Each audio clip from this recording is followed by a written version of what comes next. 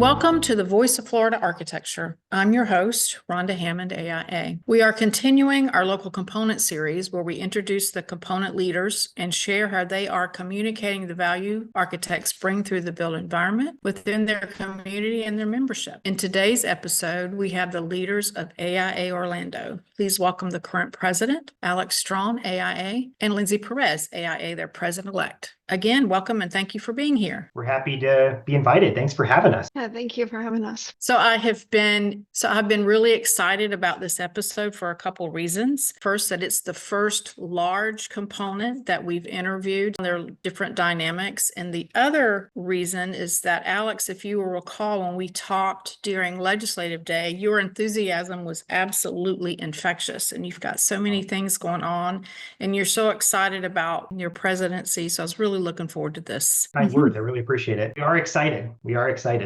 So Alex, as the new 2025 component president, tell us a little bit about the history of the component and your history and time on the board. For the history of the component, we are one of the largest chapters in the state of Florida. The last I recalled when I pulled some statistics from our executive director, we do have the most registered architects in the state within our local chapter. In history's past, some accolades which have been garnered through wonderful leadership, wonderful membership, have some of the most fantastic and inspiring leaders within our local Orlando community who have always, it's been sort of a rite of passage for people to be on the AIA Orlando board and then to be the president-elect and president. So in that time, recent years, we've received the Anthony J. Palera Award by AIA Florida in 2003 and in 2021. If we play our cards right, perhaps maybe 2025 as well, but we're going to have to see if we can make that happen, right? Our chapter is home to the 222 program, which a lot of chapters have probably heard about now. It's the local Central Florida-based college program,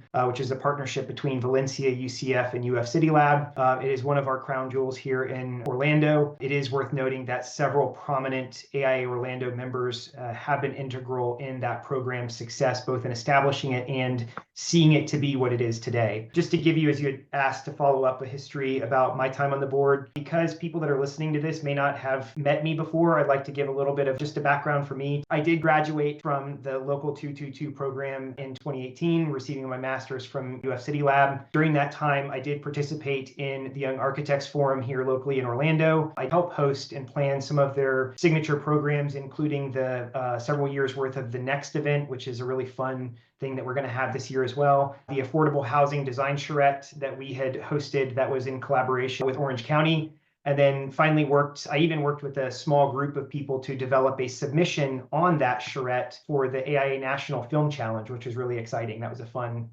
new project that I'd never worked on before. From there, I paused after school to focus on licensure. That was a big thing of mine. I wanted to get that done.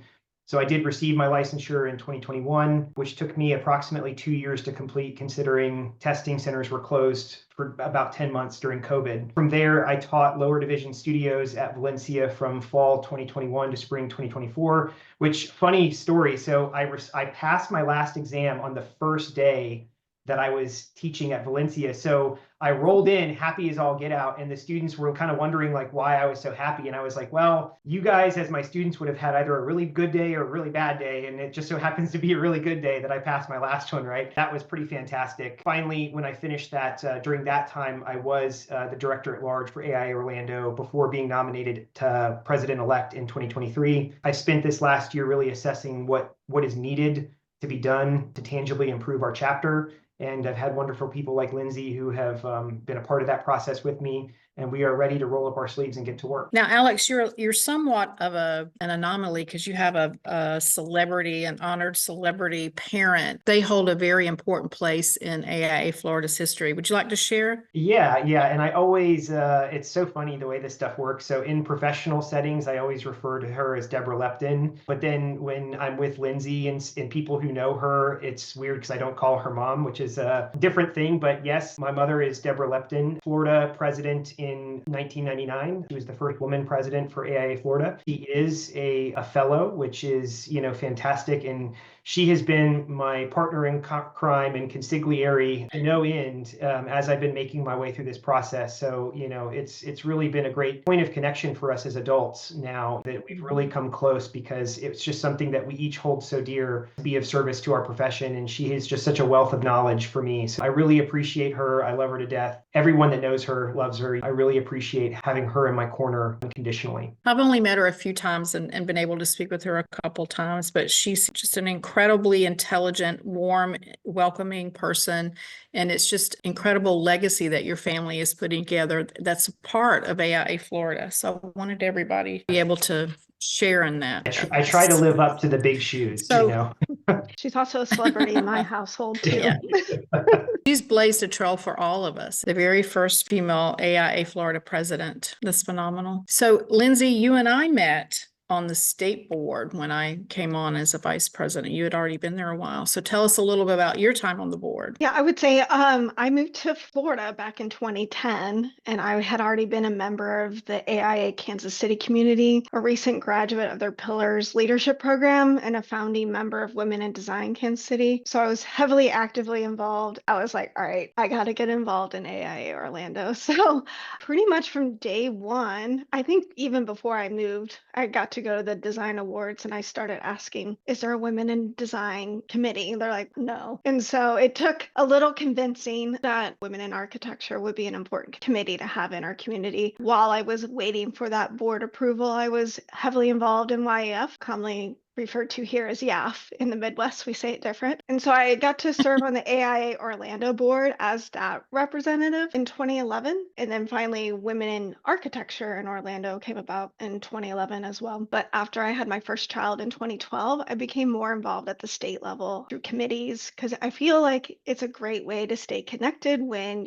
you can't attend evening committees. So for me, that was a really great way for me to stay involved. I got to serve on convention planning committees. JLI was a committee at first, and I got to help talk about it as a track at a convention. Through my involvement with the state level in 2019, my good friend Kelly called me up and convinced me that running for VP would be the best thing I can do next. And so I ran for VP, and with the support of AIA Orlando and them helping get my name out, I was elected, which I had the honor of serving as the founding Resilience Committee chair in 2020 and 2021, not really knowing what we're supposed to do with this committee and didn't have a lot of guardrails. So the committee got to define what we wanted to focus on, why resilience was important to the state. And then from there, each chair really helped build upon it. And now that resilience committee has done a lot in the last few years. My term for SVP was over. I wanted to get back on the board, but I also wanted to be connected to Orlando. So I ran as our state director. So I got back on the board, just recently finished out my term as state director, and then ran for president-elect for Orlando, mostly because I knew Alex and I work really well together collaboratively. We also feed off of each other's strengths and weaknesses. If you're going to be a president-elect, any president, it's a great person to be a president-elect who's working with Alex. We had a fun time on Friday at our golf tournament going around and talking to all of our sponsors and just collaborating together. We commandeered a golf cart and we were riding around together. No one could keep us pinned down. I knew I didn't want to drive, but Alex took the rein and got us around. Almost tipped us over a couple of times. So no, I did not. Oh, just kidding. There was a few hilly moments. Our driver that we had first almost tipped us over. So yes. Orlando is the second largest component within the state of Florida, just behind Miami. And of the 1,044 licensed architects in your area, there are 644 AIA Orlando members. And this calculates into an incredible 62% market share, which is the largest market share rate of the entire state of all 13 components. And this speaks to your efforts of serving your community and the board. Now, as I mentioned, I was excited about this episode because it was the first large component. It's the first component that has a paid staff. So tell us how this serves the component. What is that like? How does the staff work? That's a great question. It is a unique aspect to our chapter, and I honestly don't know what we would do without having staff. I'm sure that AIA Florida feels the same way, of course, that they're integral to serving this large of a chapter. We've got a lot of big events, a lot of signature events. We've got a lot of initiatives, all kinds of things going on at the same time, and we need that consistency because, again, we're as tenacious as we are just service members, we are volunteers, and we are trying to balance this within our work lives, our personal lives. This is just taken on a second life or a third life of its own, I suppose. So currently we do have 5 team members. There's Gary Scarborough as our executive director, Dean Hill as our associate director, who is the one in charge of organizing and managing the Orlando Foundation for Architecture, Ellie Morgan as our marketing manager, Katie Sanchez as our governance manager, and I am proud to say our newest 5th employee is Nicole Spates, who is serving as our grant writer and soon to be grant manager. Currently, this team takes on the heavy lift of our signature events, which is including but not limited to the golf and mini golf tournaments, design awards, FAPAC bowling fundraiser, conference and expo, clay shoot, board induction and holiday party, and much, much more. Additionally, they also manage our website, social media, and other critical operations throughout the year for both AIA Orlando and OFA. Now, in some of this description, I have already segued into some of our changes that we are implementing this year that intend to optimize how our staff integrates with our service structure, creates a more rewarding employment experience. We want this to be a career track for people, not just a part-time gig. When you've asked, how does this serve the component, the real direct answer to this question is we simply couldn't do it without them. It is incredibly important that we have a team dedicated to these very, very large events. You're talking about, a golf tournament that brings in tens of thousands of dollars to give to student scholarships. It is just such a huge event. The Design Awards Gala is another huge event. We simply could not do those things at that scale with just us being volunteers. Now, we can do a lot of the sort of critical thinking and the strategic planning and like all of those kinds of things, but the actual boots on the ground in day-to-day management, we simply have to have staff capacity to serve a chapter this large. So I noticed that the configuration of the Orlando board is a little bit different from what I've seen. I noticed a couple of directors at large, an EP director, an allied director, and even a general counsel. So tell us about the makeup of the board and why it's necessary to serve your area in this fashion. In addition to the executive committee, which is what most chapters have, consists of a president, past president, president-elect, secretary, and treasurer. You've described in the question that we also have 3 directors at large, an emerging professionals director, and an allied professionals director. That makes quite a robust board. It allows for us to really have a diverse array of ideas and thoughts and perspectives and all of that kind of thing. We do have a legal counsel, as you've mentioned, and it's not considered a board position. However, they are on call when we need to discuss legal issues, one of which that came up was us having to pass the OCAD, or Orlando Center for Architecture and Design, Phase 1 MOU. We had them pass that to make sure that it didn't have any sort of legal snafus or anything that we were going to be concerned with that would get us hung up later in the year. We are actually in the process of revising our board structure to be more prescriptive for roles and responsibilities. To this end, the original intent was to have multiple directors whose role was malleable to meet the agenda of the board for the year. So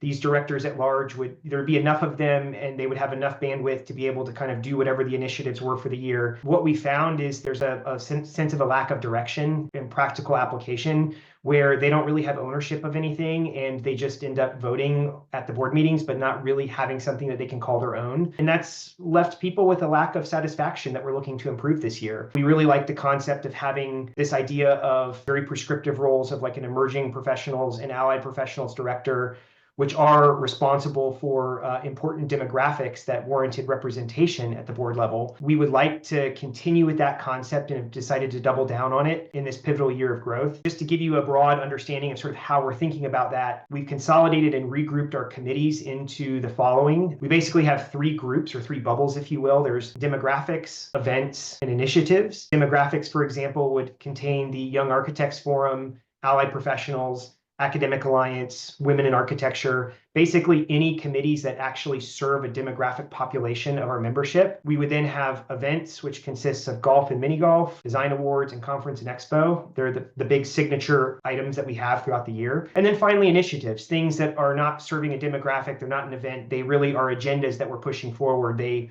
are the tools in which our initiatives sort of take life. So that includes advocacy, equity, diversity, and inclusion, and finally, a broad brushed knowledge communities, which is really sort of open-ended needed. But the idea would be that we would essentially retool these director-at-large positions to be a demographics director, an events director, and an initiatives director. Now, that does require bylaw changes, and we're working on putting that initiative into place. But the idea is that we've decided to revise the format because it's necessary that we are such a large and active chapter. We're really working on making sure that those things are set up and that we've created 6 initiatives throughout the year, and we need that bandwidth and that size of that board in order to actually execute all of these tasks effectively. So each one of these directors and the executive committee, each person takes a leadership role and then takes a supporting role for 2 initiatives. And when you sort of matrix that out, it means that everyone has a fair load. Our mantra is throughout the course of this year is not one person has to do everything, but everyone has to do something. So we're making sure that everyone has some meaningful bit of work that they can support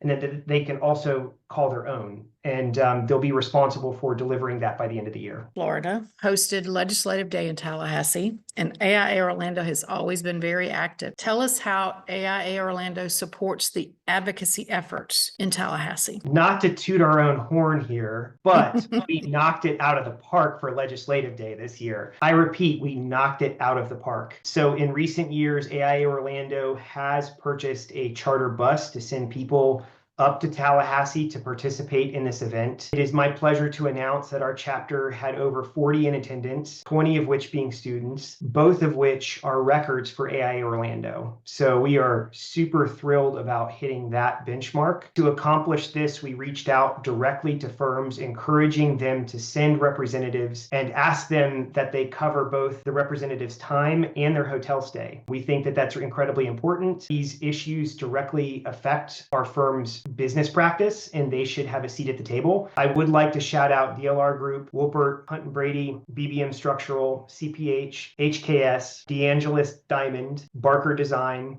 All Terrain Architects, Make Design Studio, and Rhodes and Brito for all heeding our call to send representatives. We also worked directly with OFA to create an advocacy scholarship, which offered students from our local 222 program a $100 e-gift card to offset the cost of the hotel stay, which was wildly successful. Most students were able to bunk up together, which they all prearranged themselves. That was their deal.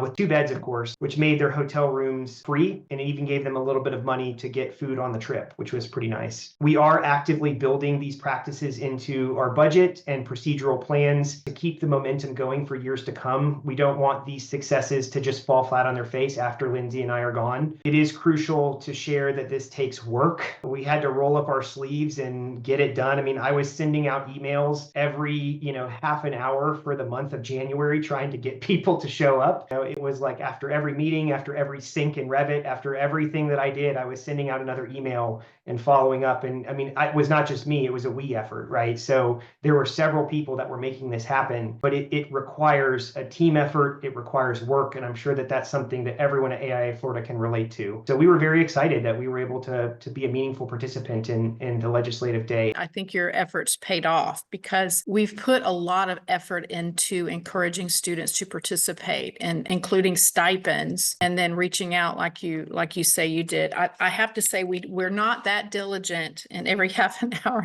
or so.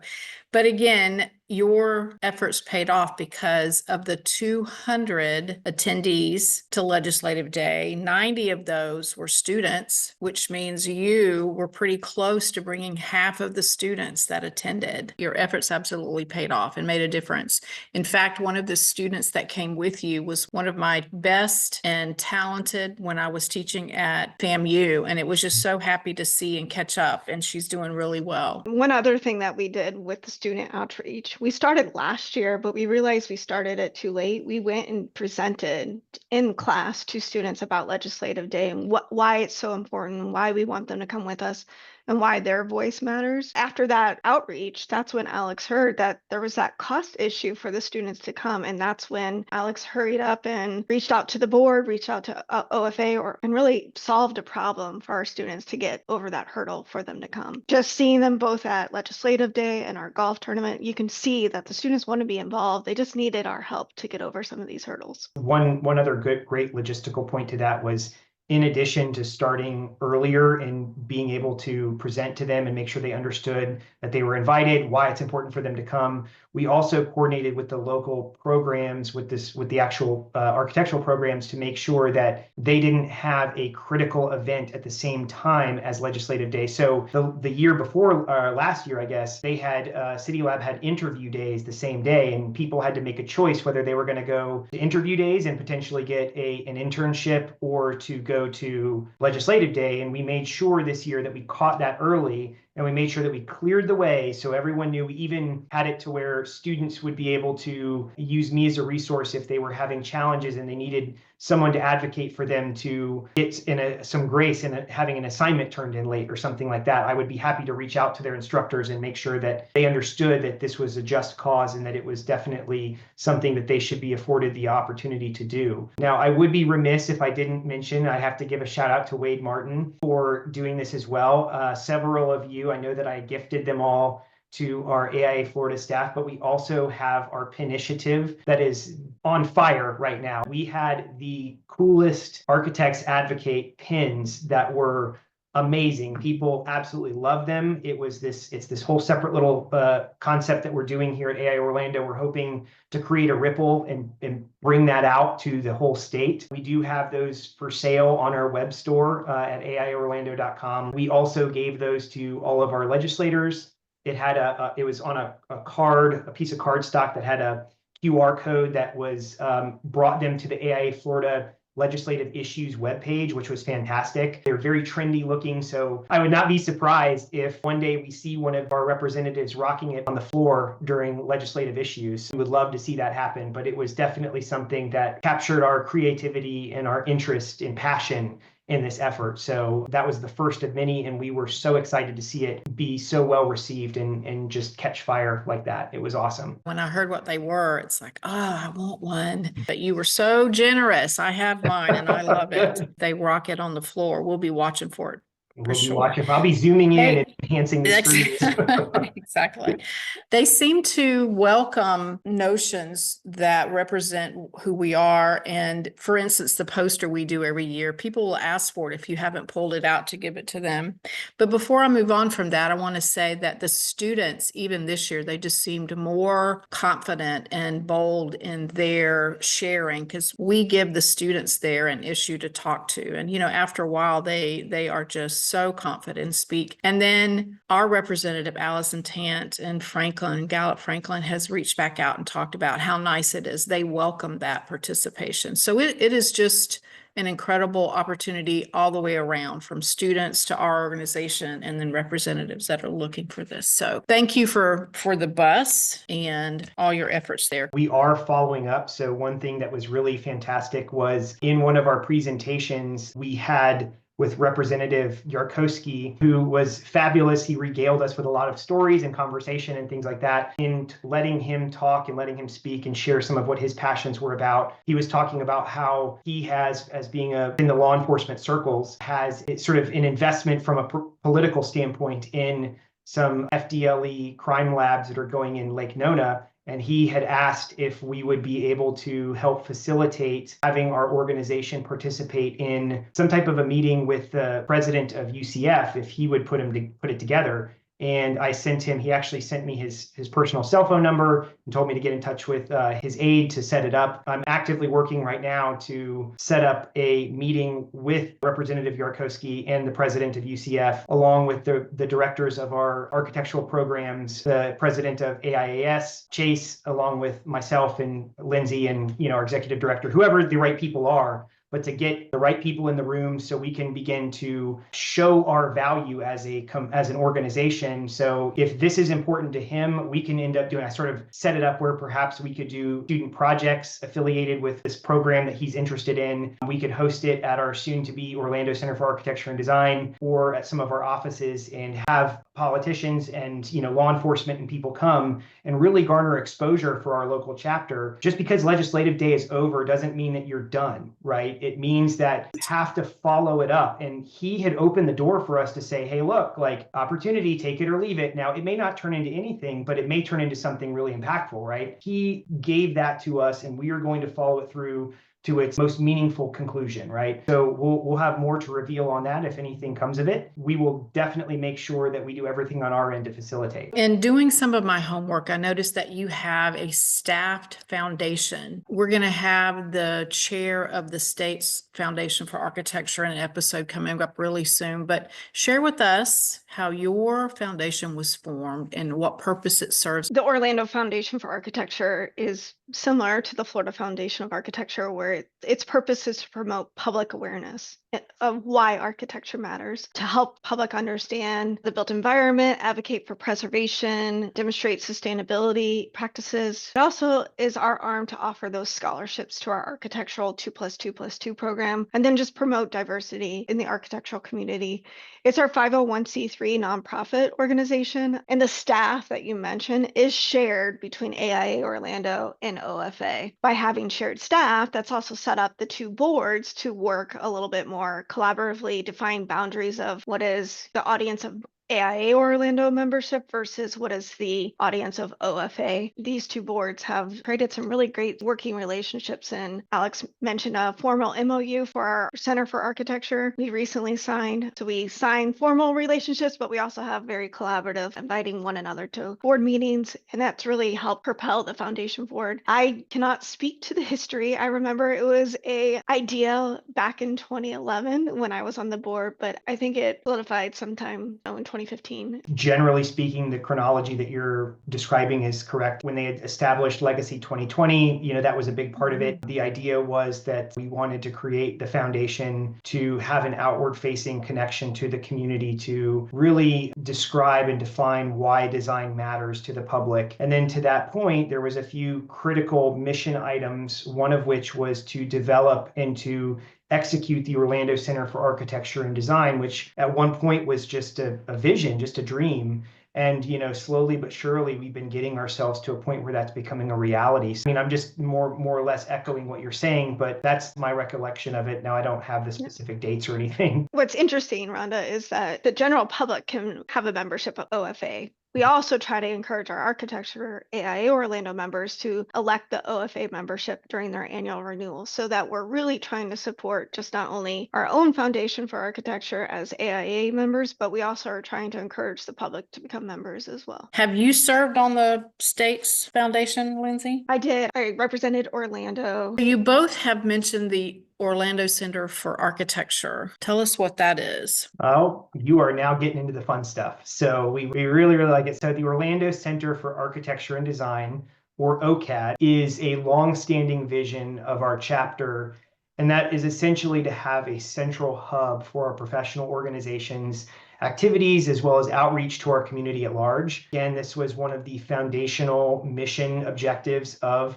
the Orlando Foundation for Architecture. Several local chapters around the country have centers, some in the state, and we are looking to pull ours up out of the ground as well now that, Orlando in specific has become such a robust professional sort of place here for architectural design and all kinds of things like that. For more than a decade, there has been diligent discussion and planning associated with the successful launch of an OCAD, and I am proud to say that we are actively working on making that a reality this year. Just to kind of speak at the high level, this will be a place where AIA, OFA, and other professional organizations can conduct their governance, host events, build up programs that benefit their respective missions. Additionally, this is a space where 222 program will be able to host midterms, finals, design charrettes, AIAS events, and other collaborative things with the profession and the community. So again, really being that sort of central hub for all things associated to our profession and design. We are actively working on developing a program this year that would be sort of the long-standing focus of what happens on a day-to-day basis there, but nothing but excitement from our end. We're very excited about the prospects of OCAD opening in the next year. Tell us about the Academic Alliance Council. That was a whole new concept for me, and I wasn't sure how that worked with the association or the component and then with your community. The Academic Alliance Council is targeting, again, our students in the Central Florida 2+2+2 program. And it's really the efforts and the programming around that is to connect those students to professionals and expand their network. Last year, our Academic Alliance Committee, they launched a program known as Project Lighthouse, where they match students and professionals in a mentoring type of relationship where they encourage not only virtual sessions, one-on-one with students, group settings. I have 3 students that I'm partnered with currently myself, but they also curate this amazing program for students. For example, coming up, they're hosting a technical documents 101 session where it's really trying to help students understand the intersection of tools used to create construction documents and what does a proper set of construction documents look like. So, and they're exploring other topics like how to navigate a career in architecture, both in traditional and non-traditional pathways, and then also helping them understand what does a good portfolio look like, how to improve your resume. So it's a very curated set of sessions that they offer the students, but they also ask the professionals in our AIA Orlando membership to help participate and be involved in that. So it's a really great way for both our AIA members and our students to connect and expand that bridge between academia and profession. Do you have any academia or professors or instructors that participate from your local schools? We have a large number of AIA members that are adjunct professors. So I have some really great Academic Alliance current chair, Michael, and past chair, Arlen, who are really active and involved in the schools. But we also have a great working relationship with Stephen Bender and all the other educators that we can understand what's important to them and coming up, and then where we can help feed gaps. In addition to, Michael Richardson has been just a champion for, we've got that's one of the things that's so awesome about this board is we've got people who are slotted into the right positions that are just so passionate about what they're doing. And Michael has been bringing the Academic Alliance to a new level. And he actually, just to be clear, I hope I'm not misphrasing this, but he is the local NCARB ambassador for whether it's for our local region or for, I'm not sure exactly where his boundaries are, but that was something that he had got with Emily Anderson, who works with NCARB, to be set up as, which is fantastic. Mm-hmm. They do all kinds of things. They're one of the most active committees that we have, which is fantastic. And it definitely is a bridge for us into the local 222 program through AIAS. So it's, one of the 2 things that really keeps us connected. And I do know because the founder of that program or that committee, Arlen Gill, who is currently serving the Young Architects Forum at the national level, is saying that the Academic Alliance is a model that they are actually trying to roll out at the national level. And they're trying to sort of make that be the standard through the various levels of chapters. So one of the things that we are very proud to say we are in the leading edge of. Orlando funds several different scholarships. Tell us about the different opportunities and why you feel it's important to fund so many. Question is a great example of how AIA Orlando and OFA work together. Our golf tournament raised funds to support the scholarships managed by OFA, and OFA offers scholarship for all levels of our 2+2+2 program. Alex also mentioned that this year we launched an advocacy scholarship to help students get to legislative day. And then our Women in Architecture also has a scholarship for emerging females. This last year, they had awarded 2 one-time $500 scholarships. It was sponsored by ViStar Credit Union to give to an emerging female towards testing fees, study materials, or whatever they needed to use that funds for. So some of the scholarships we offer, I'm sure we're always brainstorming other ways we can create something that's going to help members in our organization thrive. So, Lindsay she had really given the big 30,000 foot view of all of the things that we're doing. There are a few things that we are sort of on the bleeding edge of. So to that end, we found that the advocacy scholarship was such a resounding success and that it just spurred students to be so excited about not just like legislative day and showing up for a road trip event, but like being in the thick of our profession, in the thick of our organization, being somewhere where it matters to be. It was something that like just the enthusiasm that they had was amazing. And we wanted to continue that throughout the year. So we are sort of actively planning this year to continue to provide that into years to come. And we actually are looking at ways that we could further provide what we're calling professional engagement scholarships of some kind. So potentially sending a few students to AIA Florida conference and to even maybe one or two to the AIA National Conference. I think that those things are, it does sort of feed back into ourselves. But, I know for me personally, I was gifted with the opportunity to go to AIA Chicago in 2015. That was when I was just starting my undergraduate at UCF. It was something that really sort of locked me into the profession. I got to listen to Ed Masria speak about the 2030 Challenge as a keynote speaker. To see just the sheer turnout was amazing. And we think that really diversifying these scholarships through professional engagement opportunities is a fantastic way to really sort of keep people's passion alive. And on top of that, I mean, Lindsay had said, regarding women in architecture, right? Like I had a meeting with our chair and vice chair of women in architecture that was supposed to be an hour, but they're just as talkative as I am. So it lasted 3 hours, and it was coffee at the end of the day. So I didn't leave until like 8:30 at night, which was kind of a weird sort of a thing. But they were talking about how they are completely revamped the way that they are getting sponsorships for their committee by having it tiers packaged on our website.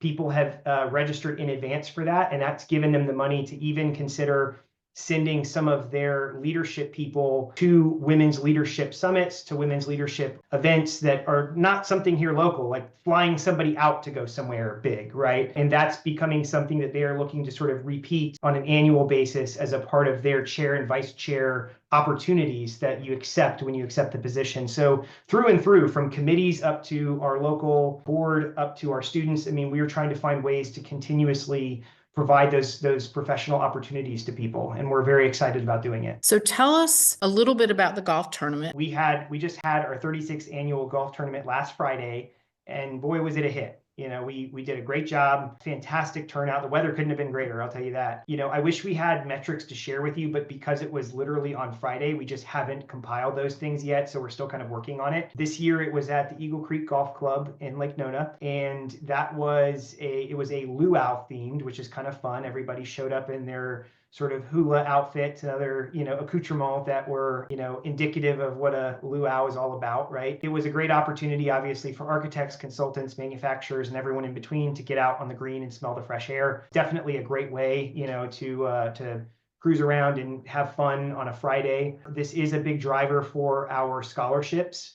So the golf and mini golf tournaments raise a combined $15,000 to distribute to students across the 222 programs. Now, to be fair, we do raise more money than that, but we have pre-designated how much money we are going to use towards that. And there is a portion of this that goes towards, our basic operation of the chapter. That's to be expected, right?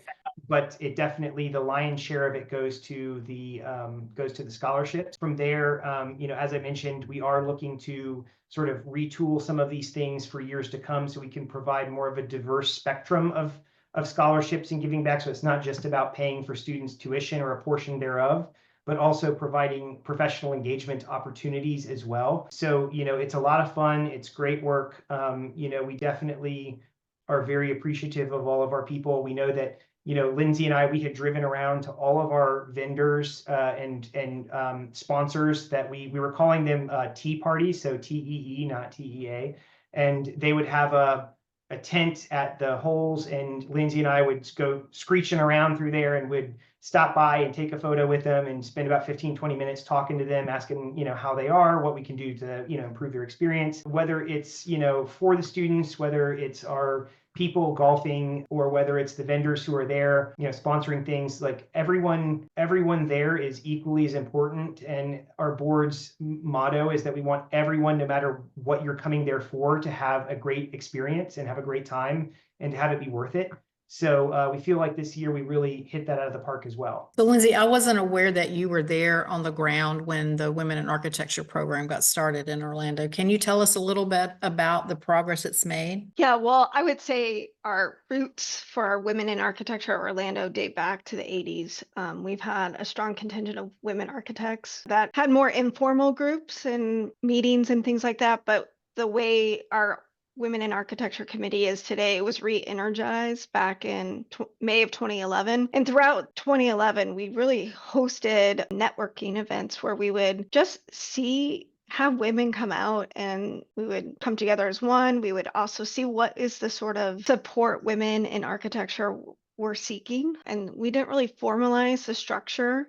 I mean, it's gone through a lot of revamping since 2012, but it was a more formal structure with a chair, vice chair, different mentoring and programs to be planned back in 2012. And I think just taking the time to formulate a structure and addressing the needs of women in the profession, but then also listening when something needed to be revamped year over year has led to this powerhouse of committee we have today. Our committee is probably the strongest committee that we have in AIA Orlando, and it's because the group in the last few years have really revamped it, really listened to our members on what sort of programming and activities they're seeking, that they've already planned out their programming through June of 2025. The programming doesn't just help empower women in architecture. They are addressing things that give back to the community. They do a Habitat for Humanity build. It helps attendees learn about the construction process and really have a hands-on experience, but it's also giving back to the community. So they do a lot of events like that. And our women in architecture history dates back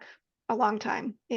We have a lot of great women leaders in AI Orlando, like Alex's mom, Deborah Lupton, Jackie, Molly, and others that really helped and Susie helped give us our committee that we have today. It's not surprising, listening to you two, to learn that AIA Orlando has won the Chapter Pilar Award. And you mentioned in 2021 and 2023, is that right? Or 2003 and 2021. So we've covered who and what AIA Orlando is. What would you like to share about your vision for AIA Orlando? Our mission as a board this year, we had said it at the very beginning, it was at the very first board meeting, is to make it exciting to be a member of AIA Orlando and to participate. We want people to feel like they are in the middle of the action. And FOMO can be our friend, right? We want a fear of missing out when you're not there. So it's like, come on, join the fray, get in the middle of it all and have some fun, right? It's all about having fun. So that's really our big thing. We want to make it enjoyable for people. We want people to feel like what they're doing actually matters and it yields tangible results. In order to do that, we created a strategic plan focused on building the necessary infrastructure for efficient operation and year-to-year growth, hitting record numbers for key benchmarks that indicates a chapter's performance, and finally, positively impact the bottom line value to our members. To do this, we've focused on 6 key initiatives throughout the year. The first is what we're calling our service member workspace. We have actually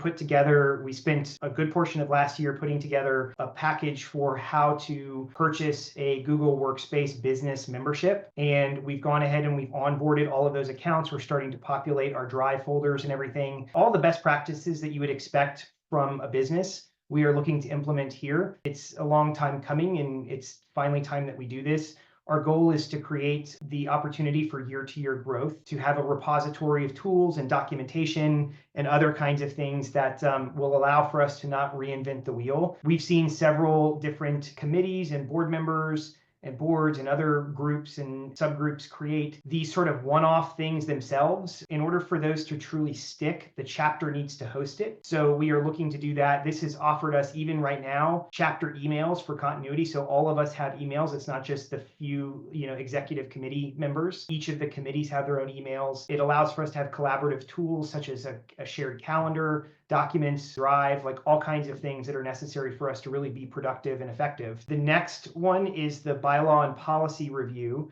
But considering the fact that Lindsay is the leader appointed to that, who I could not have thought anyone better to do it than her. As every good board has a set of bylaws and policies, which sometimes are reviewed like the last time 5 years ago or something like that. So we are re-reviewing all of our bylaws and policies to make the necessary changes that we need to propel our chapter forward. Alex alluded to some of the structural changes that we're making with our board and roles and responsibilities with our staff. In order to do all those changes, we need to document it into our policy and bylaws. But while we're also doing this, we need to update procedures. And so this is a great way. We have a task force that's going to review these. And then I think we're going to also infuse what is the timeline that these need to be reviewed by the board on a certain basis so that it's not nothing becomes outdated, and we verified that nothing is outdated in that policy and procedure. So we have our first committee meeting or task force committee meeting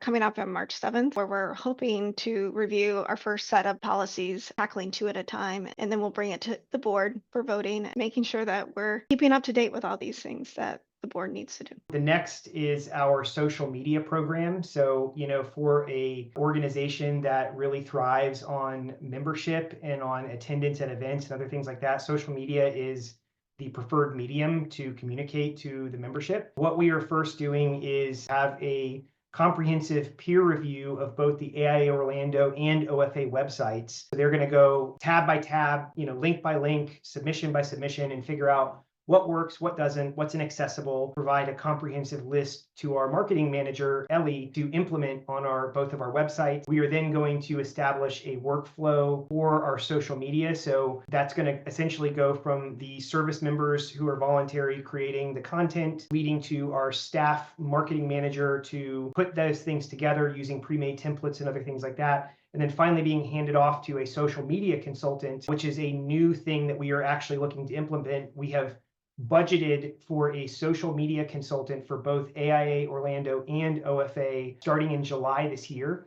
We found that that is practically a full-time job to be a social media coordinator, and we need to have somebody who can understand how to optimize that delivery much more effectively than our staff members who are just doing that as one of the 1,000 tasks that they have. It needs to be a dedicated position for us to maximize our growth. Now we are looking to that initiative team is going to put together the procurement documentation and all the necessary things for us to consider consultants for that role. Tangibly speaking, what we've had them do, and that's kind of the secret sauce here, is that we are not having these committees come up with these esoteric sort of things that are never yield intangible benefit. We are making these initiatives tangible. We want for people to actually see the benefit. So essentially this task force, in addition to the things I've just mentioned, they're going to come up with 3 posts a week for 52 weeks a year. So that means that we are going to consistently have 3 posts throughout the year. They're going to generate, overall themed program, graphic templates, categories, spotlights, all kinds of things that really populate our social media. So we are consistent. We have a consistent quality. We are thorough. We are constantly outreaching. All of the good stuff. Got a group together that's going to put that stuff into place. The 5th initiative is staff adjustments, which we've alluded to in a lot of ways already. So we have increased the staff capacity for this year with a one-time infusion from reserves that are marked for this kind of growth. Now, in order for us to maintain that, we have followed it up by hiring a grant writer at the beginning of the year who we've already strategized with her, and we believe that it's possible for us to earn the necessary funds for this to be self-sustaining moving forward. And we are actually looking to escalate her from just a part-time person. She'll still be part-time, but will be much more heavily involved in our chapter's activity. But that was a huge boon for us, was to start to actually capture some of these things. I mean, we found that, her responsibility will be for us to deliver, at least in her current capacity, to deliver 2 grants a month. And within the first week of her looking, she found the prospective opportunity for a $10,000 grant, which we've submitted for. That's just within a week, right? So we're really optimistic and hopeful at what this can yield, and that it can really bring in some much needed revenue for us to continue our growth. The goal is that by 2026, we can budget for the 4 starting team members to be full-time, and for our grant writer to be more prominently elevated to meet our continuing needs. Now, we have passed governance that allowed all of our staff to begin the year with both PTO and holidays. That is a huge thing for us. We're bringing them up to close to full time. We want to make sure that they have commensurate benefits. It's about providing value to our staff members. We are also looking at offering them training, resources, and tools that will be provided that they need to sort of pitch to us, right? And we can strategically pick which ones are important. But the idea is that, we'll get an ROI to the chapter by enhancing each of those team member skills. And to them, they have felt like that's definitely a benefit, because they want to do all kinds of training and stuff like that. Essentially, the bottom line is that we are implementing best practices, including goal setting, mid-year check-ins, end-of-year reviews, 360 reviews, all kinds of different things that allow for us to be much more in tune with how we as a board that are comprised of really like upstanding professionals that have a lot of talent, how can we begin to sort of elevate the quality of experience for them as well, to where these are not part-time jobs, but real career-making years for them, where they can either stay with us or they can end up being springboarded into the profession, be peers with us. So a lot of really good stuff with our staff adjustments. And finally, big one, which is OCAD Phase 1. OCAD has been a long-standing vision, got a lot of ideas, a lot of input on here. There's been several different iterations for it moving forward or looking back. We are thrilled to announce that AIA Orlando and OFA have signed an MOU to officially kick off Phase 1. And we have scheduled this to be opened by January 2026. We are actively looking for properties as we speak. We are having our commercial realtor sending us stuff to look at. We have people who are Deborah Lepton, FAIA, and now newly appointed Keith Ashley, who has been elevated to fellow as well. Those two are really sort of tag teaming our boots on the ground search for the effort or for the property. Very strategically picked. I mean, Deborah has experience in purchasing and acquiring buildings for TLC Engineering when she was the CEO of it for years, and Keith Lashley being one of the senior construction administration team members for HKS, pairing sort of a front end and a back end approach as to how to procure some of these properties. What we are currently looking for right now is a 3,000 square foot facility centrally located in the Orlando area. We are focusing on the Orlando Main Street districts, which are prominent up and coming places that we would like to see ourselves growing into. We do have a proposed design team together that has pledged to offer their services, as well as a general contractor who has pledged to be a partner on the project, both offering an effective way of executing this project without having to pay all of the same typical costs that you wouldn't expect for us to pay as an architectural organization. We will be calling favors for all of our, to get charitable donations to the foundation from our reps to, show off some of the best items that they can possibly showcase at our new location. We're going to have all kinds of things, really, really exciting stuff. We are super thrilled to actually get this thing off the ground. A lot of invested parties in this, a lot of talent is ready to be put to use, and we couldn't be more thrilled. Those are our 6 initiatives for the year. We do have a few other items. We are looking at offering free events throughout the year, including our hard hat tours or open facility tours every other month, as well as like community social hours every other month.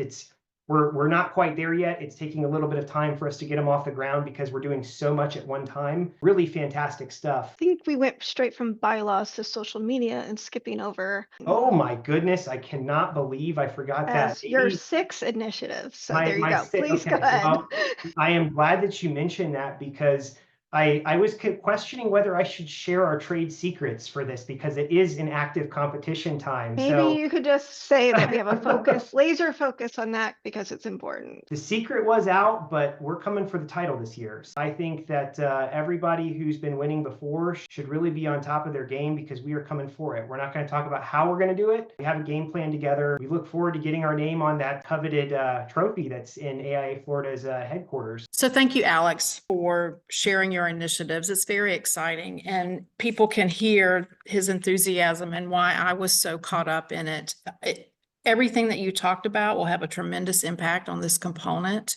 The OCAD Phase 1, that is incredibly exciting. And if you think about it's limited the impact that it can have both on the architects in your area, the community design. It could be a model for other components around the state or other states for that matter.